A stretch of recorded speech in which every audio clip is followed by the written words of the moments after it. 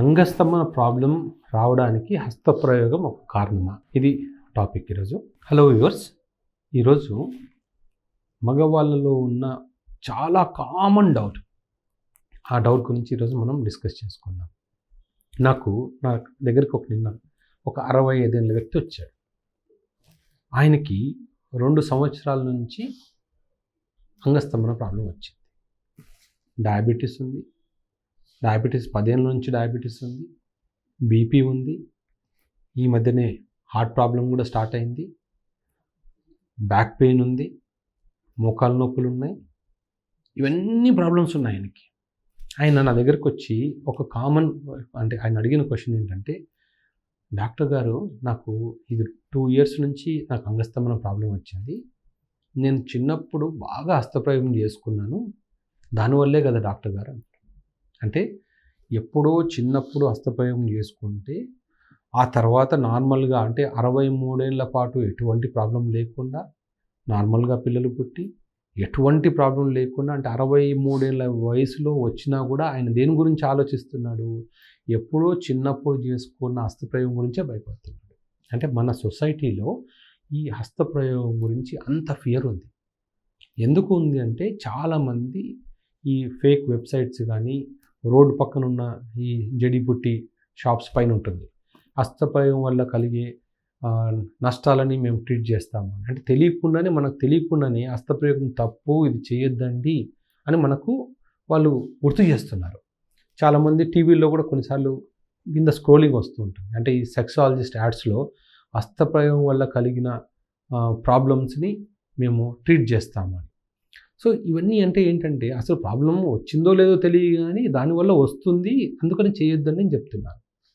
So ఇంత కామన్గా దీని మీద ఎందుకు ఉంది అంటే, మనకు తెలియకుండానే దాని మీద మనకు ఫోబియా క్రియేట్ చేశారు. ఈ హస్తప్రయోగం తప్పు అని. ఇది కొన్ని వందల సంవత్సరాల నుంచి కామన్గా మన సొసైటీలో జరిగేదే. మగవాళ్ళకి అది స్వయం తృప్తి అనేది చాలా కామన్ విషయము. కొన్ని వందలు కాదు, వేల ఏళ్ళ నుంచి అది జరుగుతూనే ఉంది. సో ఇప్పుడు ఈ అంగస్తంభనకి నిజంగానే ప్రాబ్లం ఉందా? అంగస్తంభనం హస్తప్రయోగం చేసుకుంటే నిజంగానే ప్రాబ్లం ఉందా అంటే, 95% పేషెంట్స్లో మేల్స్లో ఈ అంగస్తంభన ప్రాబ్లం వల్ల ఈ హస్తప్రయోగం వల్ల ఎటువంటి ప్రాబ్లమ్స్ రావు. ఎప్పుడు వస్తాయి అంటే, కేవలం 2 సినారియోస్లో మాత్రమే. ఎవరైతే చిన్న ఏజ్లోనే హస్తప్రయోగం చేసుకోవడము, బోర్లా పడుకొని హస్తప్రయోగం చేసుకొని బెడ్కి పెనిస్ రబ్ చేసుకుంటూ చేస్తారు, దాన్ని రబ్బింగ్ మాస్టర్బేషన్ అంటారు. అలాగే రోజుకు కంట్రోల్ లేకుండా 3, 4, 5 టైమ్స్.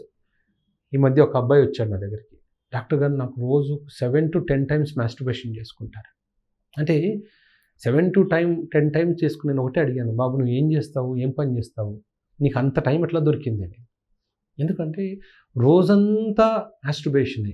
నేను అడిగాను, ఎలా చేస్తావంటే, డాక్టర్ గారు నేను పొద్దున్నే లేస్తూనే మాస్టర్బేషన్ చేస్తాను, మళ్ళీ స్నానం చేసేటప్పుడు ఒకసారి చేసుకుంటాను, మళ్ళీ టిఫిన్ చేసి ఇంట్లో పడుకుంటాను, మళ్ళీ పడుకున్న తర్వాత మళ్ళీ ఒకసారి చేసుకుంటాను, మధ్యాహ్నం ఒకసారి, మళ్ళీ సాయంత్రం ఒకసారి. అంటే నువ్వు వేరే ఏమీ లేదా అంటే, డాక్టర్ నేను బయటకు వెళ్ళాను, నాకు ఇష్టం ఉండలేదు, ఎప్పుడు ఇంట్లోనే ఉంటాను, సో ఏదైనా కంప్యూటర్లో చూసుకుంటూ ఉంటాను, నాకు జనరల్గా బయటకు వెళ్ళి నాకు ఫ్రెండ్స్ లేరు, నేను ఆడుకోను, అందుకే నేను మాస్టర్బేట్ చేసుకుంటున్నాను. అంటే ఆయనకి అదొక ఆట అయిపోయింది. ఎవరైతే వీడియో గేమ్స్ ఆడతారు కదా, అలవాటు ఉంటుంది, హ్యాబిచువల్, అలా కొంతమందికి రోజంతా అదే పని ఉంటుంది. అది తప్పు. అలా చేయడం వల్ల ఏమవుతుందంటే, పెనిస్ని విపరీతంగా డ్యామేజ్, అంటే ఆ బ్లడ్ వెజల్స్ని కంటిన్యూస్గా స్టిమ్యులేట్ చేయడము, మళ్ళీ ఎజాక్యులేట్ చేయడము, అట్లా కొన్ని రోజుల పాటు, నెలల పాటు జరిగింది అనుకోండి, అలాంటి వాళ్ళలోనే ప్రాబ్లం ఉంటుంది తప్ప, నార్మల్గా వారానికి 1 సారో 2 సార్లు 3 సార్లు చేసుకునే వాళ్ళకు ఎటువంటి ప్రాబ్లం ఉండదు. ఇంటర్కోర్స్ అంటే సెక్స్లో పార్టిసిపేట్ చేయడము, మాస్టర్బేషన్ 2 ఆల్మోస్ట్ సేమే. కాకపోతే ఇక్కడ ఏంటంటే ఆ చేసే విధానం డిఫరెన్స్ ఉంటుంది. సో హస్తప్రయోగం వల్ల మేజర్గా, అంటే లిమిట్లో చేసుకుంటే ఎటువంటి ప్రాబ్లమ్స్ ఉండవు. సో అలాగే చాలామంది హస్తప్రయోగం చేసుకుంటే, డాక్టర్ గారు నేను చాలా వీక్ అయిపోయాను, నాకు రక్తం వెళ్ళిపోయింది, నా బాడీలో గ్రోత్ తగ్గిపోయింది, దానికి కారణం ఓన్లీ హస్తప్రయోగమే అని వస్తూ ఉంటారు. దాన్ని నార్త్ ఇండియాలో అయితే దాత్ సిండ్రోమ్ అంటారు. అంటే వాళ్ళకు అది వీర్యం అనేది చాలా ప్రీషియస్, అది పోతే బాడీలో వీక్నెస్ వచ్చేస్తుంది, పొడుగు పెరగరు, వెయిట్ పెరగరు, ఇలాంటి వాళ్ళకు ఆ ఆలోచనలు ఉంటాయి. సో వాళ్ళకి ఎంత చెప్పినా కూడా లేదు డాక్టర్ నాకంతా నేను పొరపాటున చేశాను, నాకు ఫ్రెండ్స్ ఎవరో అలవాటు చేశారు, నాకు మొత్తం నా లైఫ్ స్పాయిల్ అయిపోయింది అని వస్తూ ఉంటారు.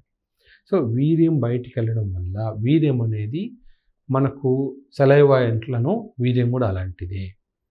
సో వెళ్ళిన కొద్దీ మళ్ళీ బాడీలో ఉత్పత్తి అవుతూనే ఉంటుంది. అలానే ఎక్కువగా అంటే రోజు 2-3 సార్లు చేయాలని నేను చెప్పను. ఎప్పుడో వీక్లీ 2 to 3 టైమ్స్ చేసే వాళ్ళకు ఎటువంటి ప్రాబ్లమ్స్ ఉండవు. సో వీర్యం అనేది మన బాడీలో ప్రొడ్యూస్ అవుతూనే ఉంటుంది. మన హార్మోన్స్ బాగున్నంత వరకు వీర్యం ప్రొడ్యూస్ అవుతూనే ఉంటుంది. సో హస్తప్రయోగం అనేది తప్పు కాదు.